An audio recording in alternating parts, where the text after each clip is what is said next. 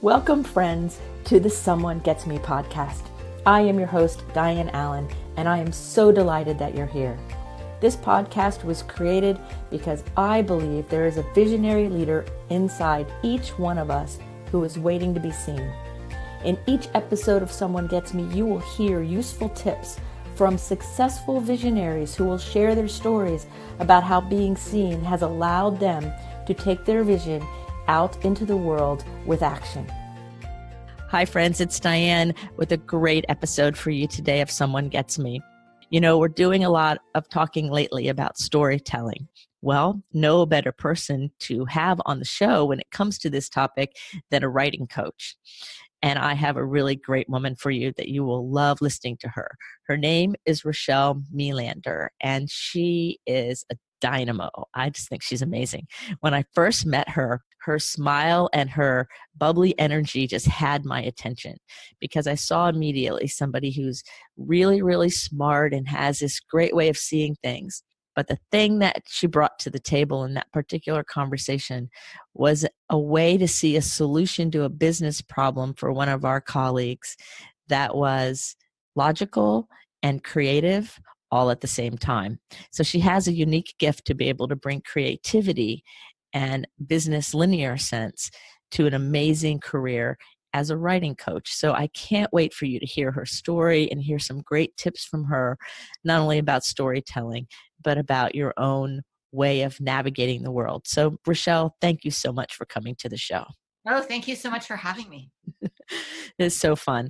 So Rochelle is a professional writing coach.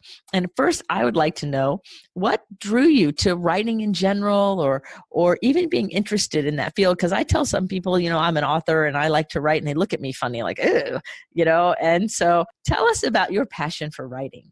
You know, I have been interested in writing and stories since I was a little kid. So I started reading super early, probably around the age of 2 or 3, and was always taking the big books off the shelf and getting in trouble for not reading on the right shelf. You know, Rochelle is taking books above her grade level. That's not good.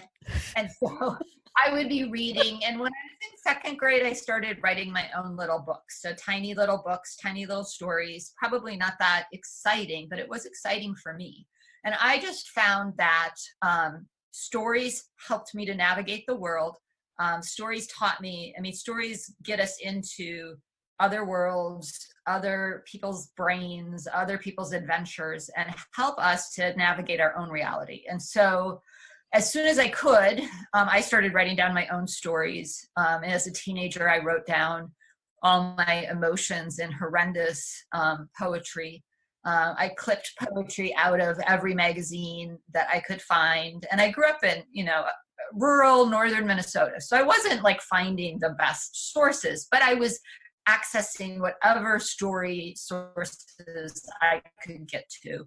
And then when I was in college, I started writing more, but I still didn't have the confidence in my own voice. So I went into my first career as a minister because I really wanted that opportunity to, I wasn't going to be happy sharing another person's story or an organization story. And when you go in to become a minister, your job is to share the story of the organization you're ministering for, not to share your own story. Your own story is part of it. And it became very clear early on that this wasn't right for me, that I needed to keep telling my own stories. And so I did that first in journaling, and then that has grown into books. And now I'm at, I think my 11th book just came out. And I've got, many more in the works. And it is one of those things that, like, some people don't get it. Some people feel like writing is hard. And I think a lot of teachers and parents make it hard because we make it about doing it right when it's really about communicating. When I work with kids, I'm always telling them, just tell me your story. I don't care if it's spelled right. Wow. Yeah, that's true. It's about the connection and the communication, So you've been a storyteller and a book writer since you were young. I kind of suspected that about you because it's like that. I feel like that kindred spirit with you. Like, okay, let's just keep writing books. So what's the name of the latest book that came out? So the latest book is called Level Up: Quests to Master Mindset, Overcome Procrastination, and Increase Productivity.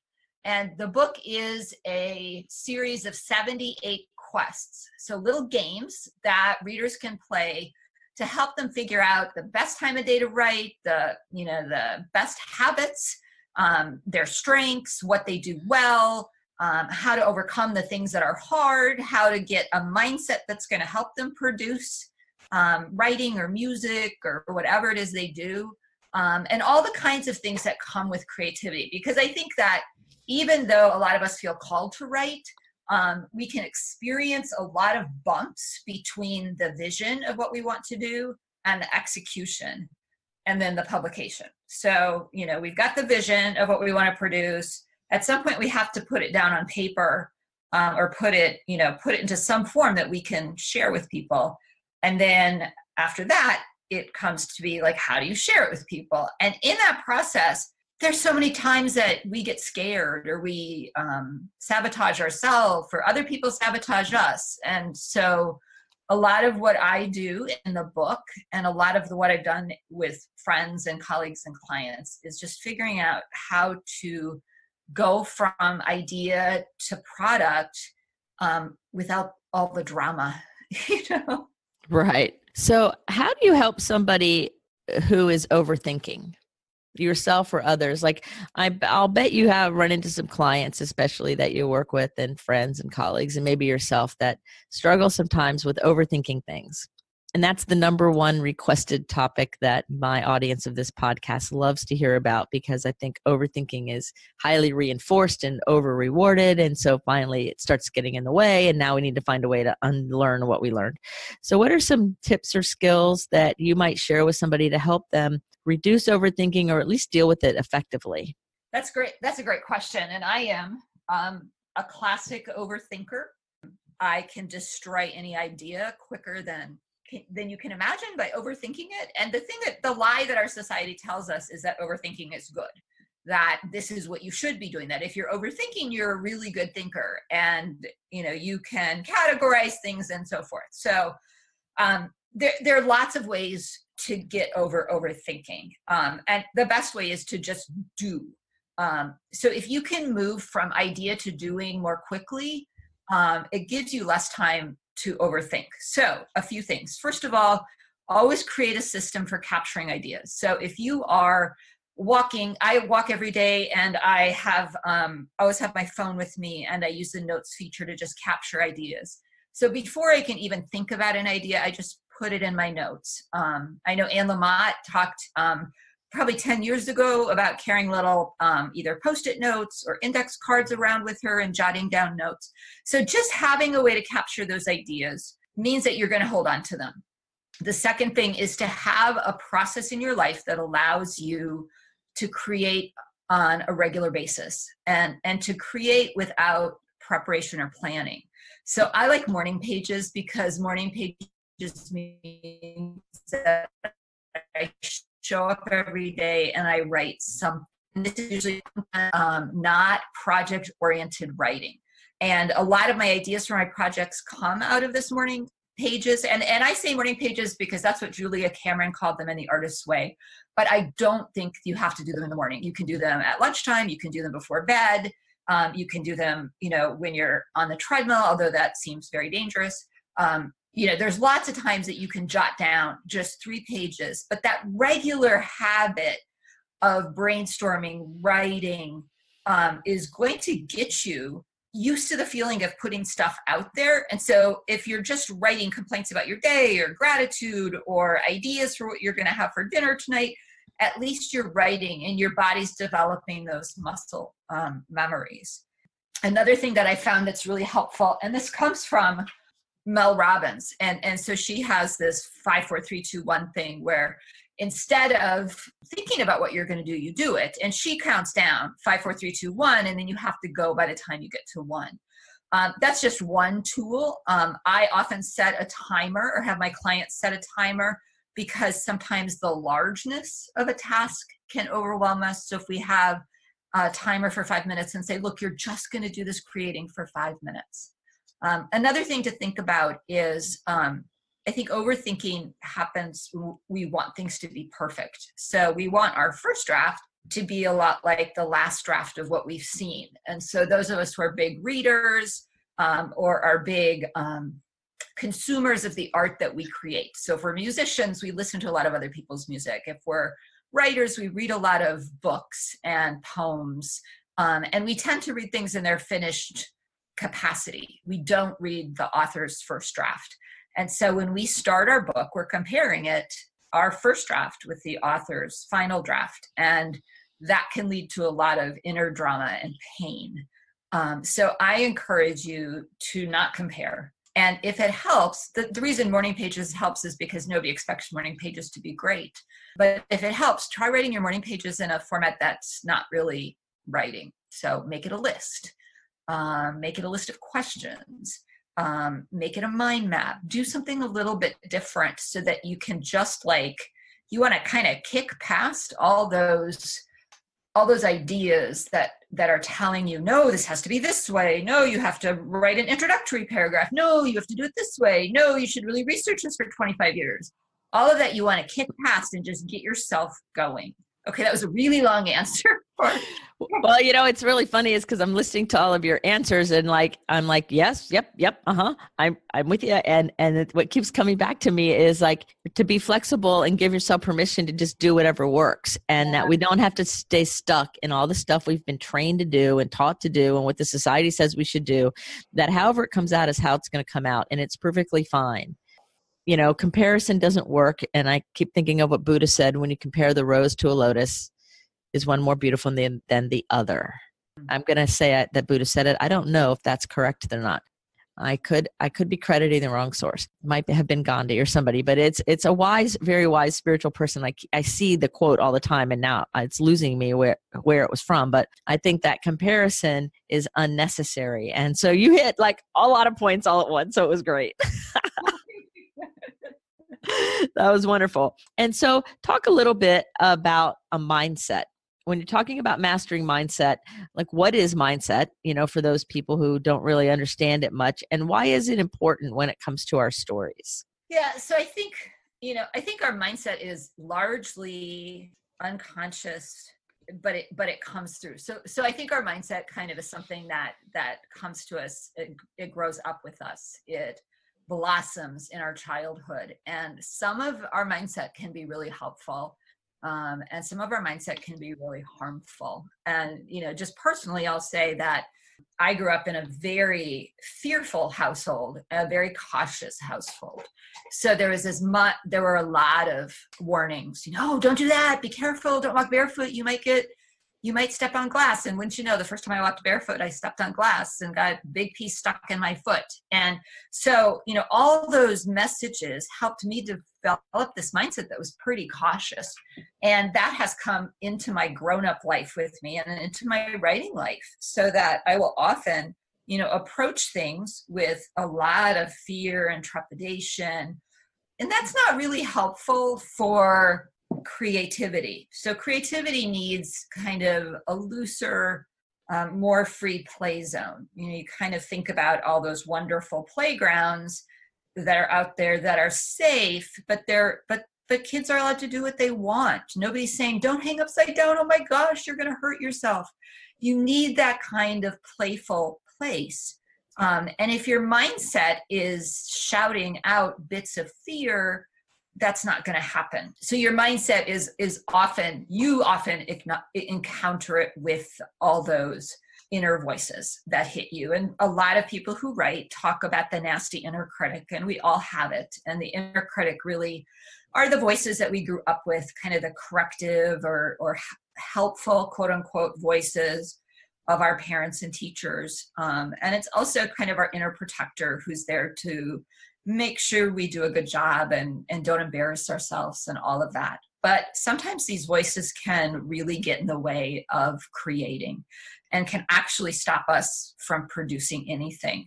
So I really found it's helpful for writers to do writers or creatives to do some things to help them kind of reframe their mindset, kind of get into a place. And one thing is to just approach your work like play. I think when we approach it thinking, I have to produce a blog post today and it has to be perfect.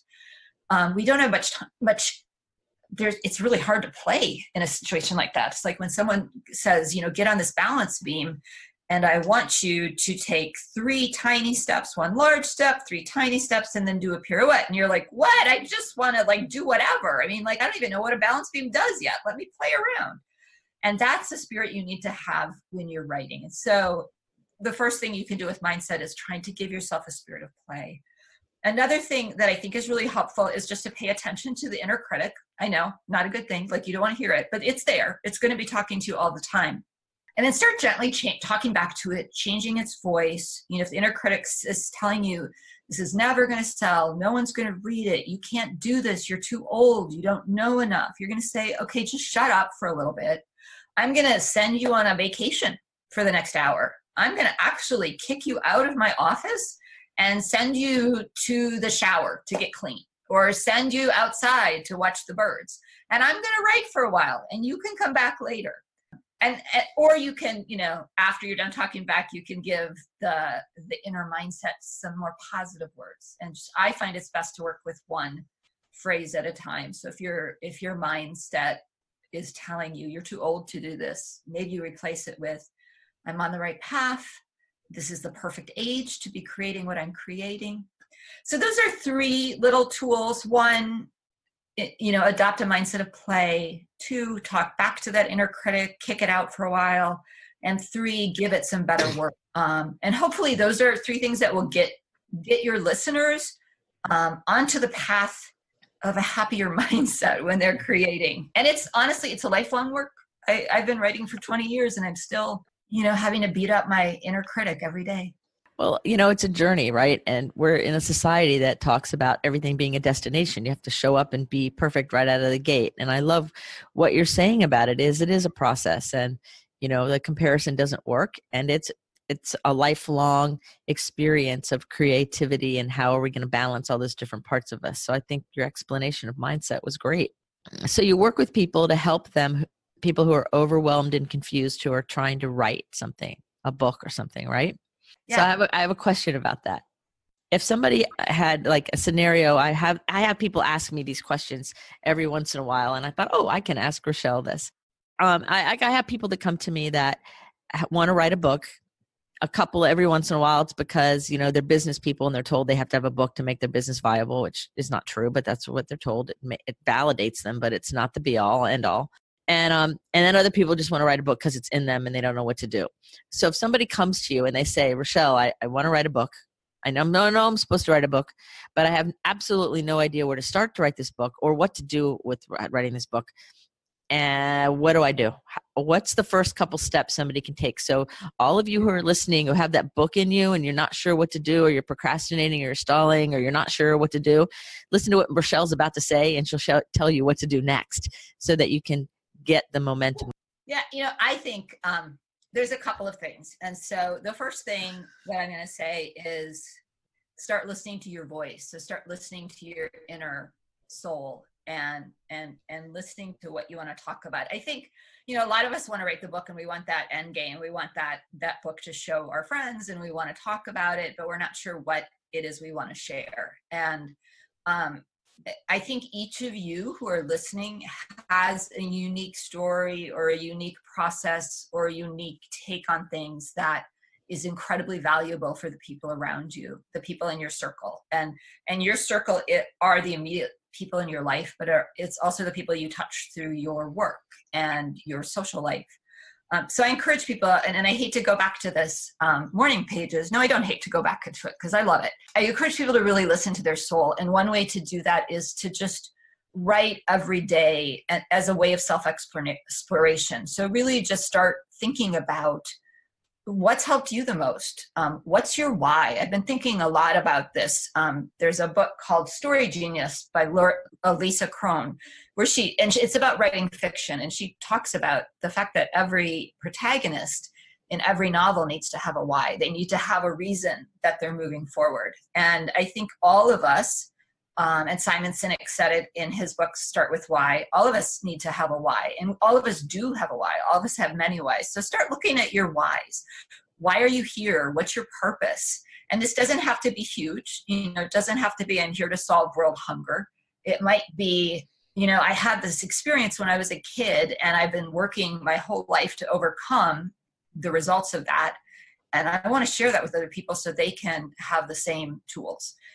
And I want to tell you, it may take a while. It may take a couple weeks. It may take 6 months. It may take a year for you to figure out what your why is or what your purpose is in writing this book. And you may have lots of them. So, and most of the people I work with don't suffer from a lack of ideas. They suffer from an abundance of ideas.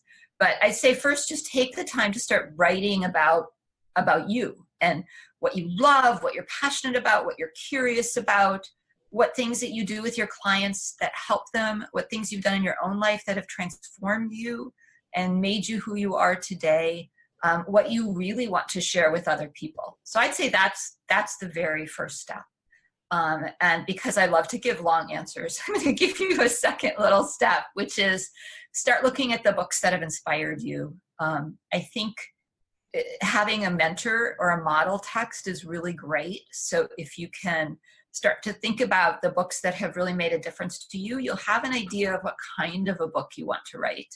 And all that stuff, all that, like the stuff you want to talk about and the kind of book you want to write has to sit in your brain for a little bit and kind of get together like a fancy bread recipe where the yeast and the flour and the water are working together in quiet in their proving drawer, in their quiet place. Yeah, that's perfect. I just see like this little, in the quiet, it all has to kind of meld together to create the rest of it. So that's a great, I love that analogy. The yeast. Yeah, it's true. How are you going to say it? What are you going to say? What's the why? What's the point? There's so many factors. So would you suggest for somebody just to start writing, even if they're not sure of their why yet, or even if they're not really sure the format, just to start getting the flow going, starting to let it out? Or should they spend a lot of time getting closer to the why? I think writing is a way to get closer to the why. And I think that writing is often best done in private. And, Stephen King says, write with the door shut. And some of that writing is best done in private. Once you get closer to your why, once you have kind of a sense of like, oh, I have like 3 book ideas. I don't know which one to do. Or I have a book idea, but I don't know like what format. Is it going to be a how-to book? Is it going to be an essay book? How am I going to do this? That's when you can kind of start testing a little bit. So once you have an idea that you think is a good idea, but you're not sure of the format, or once you have 3 or 4 ideas and you're not sure which one, then you can start, floating it out there as workshops or blog posts or speeches and see what people relate to and engage with. Now, you don't want all of your decision to be made on audience. So you also want to measure kind of where are you at, like, as you wrote these various things, what was your engagement level? Where did you feel excited and connected to your audience? And then where did they feel excited and connected to you? And there's, I've mentioned a few things, but there's lots of ways that you can start sharing this content with other people that aren't very scary. So even talking with colleagues in a networking group or talking with friends over dinner, writing little articles, talking on podcasts like this, different ways that you can start to measure the engagement of your potential readers.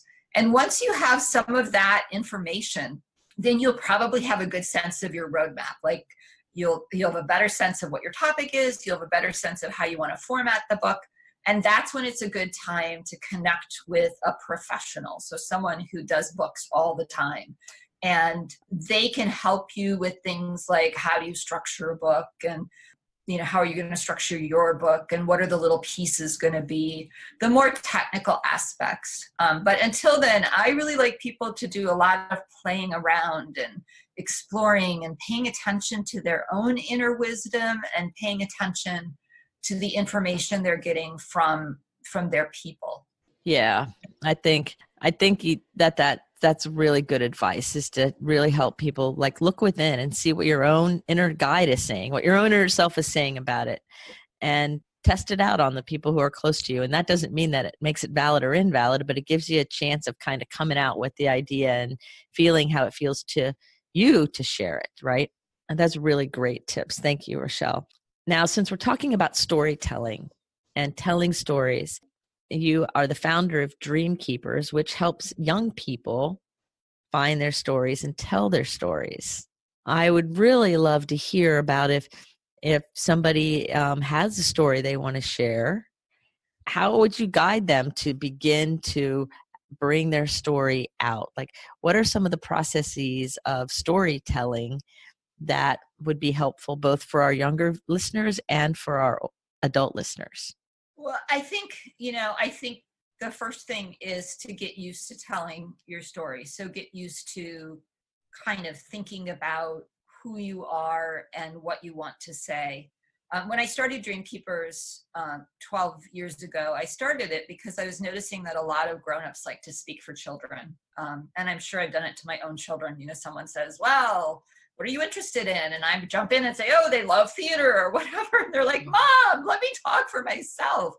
And I think sometimes it's hard for us to start telling our own stories because we're so used to our bosses or our friends or our partners or our parents telling our own stories. And so it may take a while to find your voice. So with the kids I work with and with the grownups I work with, I really encourage them to play around with formats, work on poetry, work on fiction, work with plays, work with dialogue, work with first person essays, and just play with different ways you want to tell your story. Knowing that why is a really good piece. So why am I telling this story?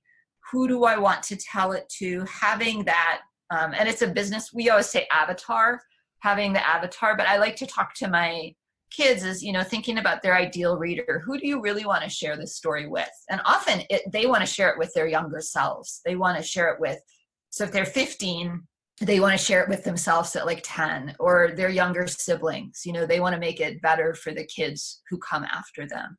So start, play around with format, start thinking about what you want to say, who you want to say it to, and then tell us a little bit about that transformation.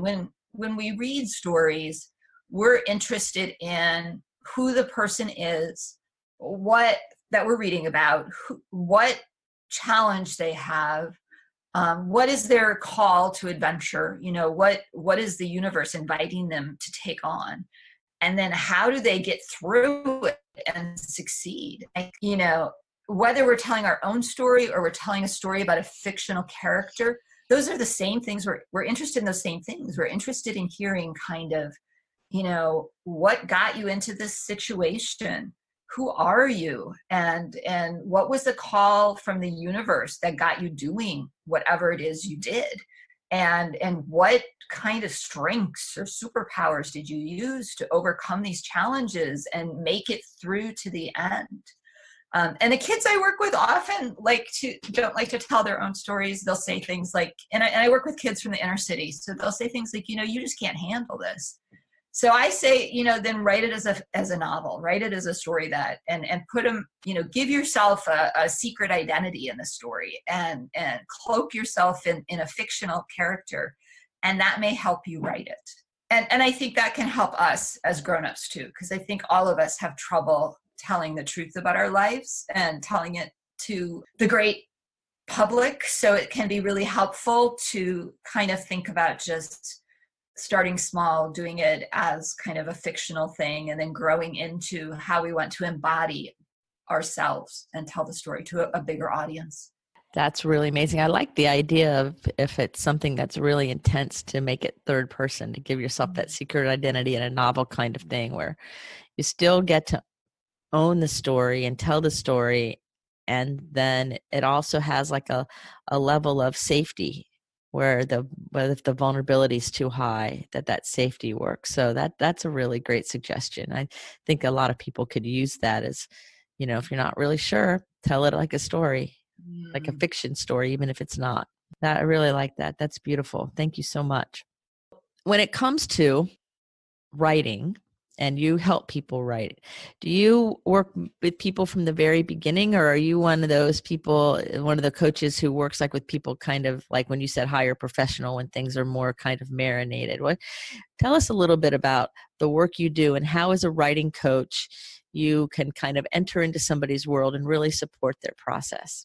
I enter into it at all stages. And so it really depends on what you need. I have partly the reason I wrote this book, Level Up, was because I was getting really peeved at my colleagues who said, there's one way to write a book. I've got the outline, buy it from me and you'll be a bestseller. And I was like, okay, right. And then they were saying things like, there's one way to write and it's in the morning from 9 to 10. And if you miss that time, you can't write a book. And I was like, okay, stop. And so I wanted a book that would help people kind of figure out their own perfection. And that's what I deliver as a coach, is I come in when they need it, not when I think they need it. So if you think about the writing and publishing process as a process, it kind of starts when you get your idea and it goes through publication and beyond. So the first time I often enter is when people are kicking around an idea, but they don't have the writing practice yet, and they don't know kind of how to structure their book, and they don't know any. They're just kind of like, I'm overwhelmed. And so we work together at kind of thinking, what are some processes that you can go through to figure out how to put this book together? And then how can we get you in a routine that's going to work for you? A client who follows my routine is not going to succeed unless they're my twin, and I don't have one, because each of us has our own habits and our own tools. And so my job is to help you figure out what your strengths are and what your habits that work for you are, and work those in your life. So that's the first time I enter, is often at that very beginning stage. Sometimes people want me to walk with them through that process of putting their book together. So accountability, looking at pages. Sometimes I run groups, so people will be part of groups for that time. That is such a precious time that I want to tell you all that if you hire someone to work with you during that time, just make sure that they're a loving and caring person, and don't push you to share your work before it's ready, and don't push you to correct your work before it's ready, because that time is when it's like you're the butterfly in the chrysalis. And if you don't sit in that chrysalis and do the work in your own way, you can't be a butterfly. The other thing I just learned is that if you try to help a butterfly out of a chrysalis, they'll never fly. And I was like stunned by this. And so this work that you do in writing the book and kind of getting that first draft out, that's what a butterfly's doing in the chrysalis and when they're coming out of it. And you need to do that to be able to fly. So that's really important. And as a coach, I try to be as supportive and loving and hands-off as I can. So my job is to keep you in that chrysalis, keep you working, get that first draft out. So there may be a time in there where we do some, talking about what's the format of your book, what's the little pieces. Once you've got that and you're going, you're good. Then after that, I often come in again to help people kind of make the book ready for public consumption. So that's editing or talking it through or joining the critique group. And that's an important time too, because here I come with my 20 years of writing and publishing experience, and here you come with your vision, and we take them and put them together and try to figure out, how do we make this book work for your reader? So what's perfect in your head may need a little tweaking so that your reader can get it. I was watching a cooking show the other day, and the cook was making some spicy Mexican food, and he said, you don't want to be the only one at your table who can tolerate your cooking. So you want to make your spice acceptable to the level of spice that your guests can do. And I thought that was a great analogy for writing, because we may write in a certain way, but we want to make our writing accessible. So we want to define terms. We want to identify the people who are in our stories. We want to do all the things we need to do so that the reader picks it up and can really get our story. And then the third way I work with people is in that kind of strategizing around publication. And it's kind of boring and cut and dried, but I feel like, I know the process and I can help you kind of move into it. So gosh, I talk so much, but that's the long story of the 3 different ways or 3 different times I tend to come in, and it's unique for each person. I don't think you talk so much. That's okay. So there's an art to storytelling, like you said, it's not a science. Like you only have to write between 9 and 10 and do it this only certain way. And that's the only way you'll ever be a bestseller and all of that, that there's an art to it. And that's part of the creative part. Like it's not a scientific endeavor, it's a creative endeavor. And so a lot of times I know of people who are creative in some areas. They have artistic areas. Maybe they paint or maybe they dance or whatever. And they want to kind of translate some of their story, or maybe they have a story, like they have a novel in them. It's not about telling their personal story. And they haven't ever really written before. Like, like that's just not been their medium, but they want to see what they should do. And so I'm curious, a tip you might want to give somebody like that's pondering and they've never really written, or they don't even know if it's really going to show up that way yet. Like they feel it kind of in there, and but they're really not sure. Are there some tips that you might want to share with those people so that they might be able to dip their toe in the water a little bit to see if it's even worth following that trail, or maybe there's another trail that opens for them? That's such a great question.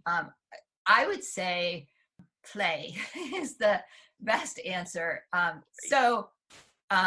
think, so as a writer, stories come to me in lots of different ways, and it often takes me years to figure out, how do I want this to look in the world? And for those of us who kind of are multi-gifted and play in lots of different arenas, you can have a story idea and you can think, I don't know if this is a dance or a play or a piece of music or a painting. So I think if you're playing around with the idea of writing, so let's say that the thing that's tantalizing you is that maybe this should be some sort of writing, then I would play. I would try to see if you can take some writing courses that are kind of short and playful. So the things that are usually free or one day long workshops. I took a really interesting class last year on making a book with one sheet of paper. So it wasn't a writing class at all. It was taking one sheet of paper and folding it to make a book.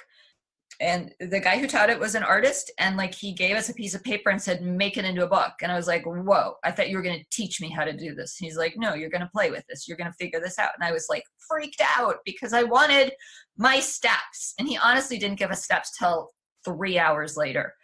So he really made me play with this stupid piece of paper for 3 hours. And we did other things, but it was so good for me because it made me just kind of explore and think about this piece. And I watched how the other participants in the workshop approached this. And those who are artists really got to the play much more quickly than I did, because I came in with this idea that I was learning how to make a book. And so, I come in, you give me the paper, you teach me how to write a book. So I think that taking workshops where you learn lots of different things, so lots of different workshops, try it. Try writing a play, try writing a poem, try writing a screenplay, try writing a novel, and just try little things like that. And this is the important part, and this is where the science brain comes in. You pay attention to what feels right. You pay attention to what feels right for your story and what feels engaging for you, where that little piece of energy comes in. Carolyn Mace always talks about when you have that contract with someone, you get that spark of light when you meet them. And I think that happens with creative projects. When we have a contract with a creative project, we get that spark of light, but we have to be paying attention. And so often we're just overthinking it. We're oh my gosh, it's got to be the perfect thing. Let me think, let me analyze. So rather than analyzing, just pay attention to how it feels. Pay attention to the engagement you're experiencing as you play. And then the other thing I would say is just become a consumer of art. So take in plays, read books, read the kinds of books you think you'd like to write. And then again, pay attention to that spark. I think Marie Kondo, the cleaning guru, talks about it as sparking joy. But I mean, the stuff in my house does not spark joy, but sometimes a play will, or a novel will. So pay attention to what sparks joy for you in terms of format. So those two things, playing with forms as a creator, and then exploring forms as a consumer, are going to lead you to the place where you have a better sense of what format your art's going to take. And honestly, just be patient, because it might take a couple of years for you to get to where you want to be with it. But that's okay. It's a process. And every day you're learning and you're taking in ideas for your project. Oh, that's brilliant. That is so brilliant. It's like, that being patient, when you said that, I relaxed in a different way. Like, wow, it is about being patient and being in the process. That's amazing. It's amazing. So as we get ready to wrap up, I could ask you a bunch more questions, but I'm like, okay, all right. I don't want to feel like an interrogation person here. And, but I'm wondering if there's anything that was on your heart that you really wanted to share, or that I didn't even ask about, that you're thinking about now that you thought might be helpful when it comes to telling our stories, or storytelling, or writing, or any of the topics, anything that's on your heart that you'd like to share before we close the show. Yeah. So, a couple of things. One, I've been rereading this book by Lisa Crone, Story Genius, and she says, we don't turn to stories to escape reality. We turn to stories to navigate reality. And I think that's really important to remember, not just as consumers, but as people who want to be creators. So I want you to know, as people who are listening, that your story is valuable, and the story you tell might help someone else navigate reality. So I think sometimes we come into the storytelling thing thinking, well, I want to make a lot of money. I want to be famous. I want to have the credibility. I want to change someone's life. I want to be a bestseller. And I want you to realize that what's important is that you share your story. The how is not so crucial, and that's going to come to you. And it's important that you share your story, because we need to hear it. Now, I think it's hard for us to get to that point of believing that we're valuable and believing that our stories are valuable. So I want you to just take my word for it. Believe it. Believe your stories are valuable, but realize it might take a while for you to figure out how and where and when you're going to share your story. And remember that a book is one way to tell your story, but blogs, podcasts, speaking, there are lots of ways for you to tell your story in a way that will help another person to transform their lives, or even to just make it through the next day. So I think that's the thing I want you all to walk away with, is that you have something to share with other people. And I hope that you will write it down for you. And if it turns out that you'd also like to write it down for other people, I hope you will take the time to do that, because your story is valuable. Oh, that's beautiful. Thank you, Rochelle. You've been listening with me to Rochelle Melander, who's Right Now Coach. She's amazing, and she's offered us so much information in this interview. We could keep going. So I'll make sure that her links to her website and her social media are in the show notes, and I invite you to connect with Rochelle. Her website is Right Now Coach. It's WRITENOWCOACH.com. So I invite you to visit her, reach out to her, and follow your bliss, whatever you do. So thank you, Rochelle, for being on the show. Thank you. So remember, everybody, keep your face to the sun so the shadows fall behind you. This is a glorious world. You're meant to be here. You're on purpose with a purpose. So go let your light shine. And remember, until the next episode, be well. Thank you for listening. I trust you gained some valuable inspiration and information. Please join me and other visionaries in the Someone Gets Me Facebook group. Or for more information on my services and additional episodes, visit someonegetsme.com. Again, thanks for listening.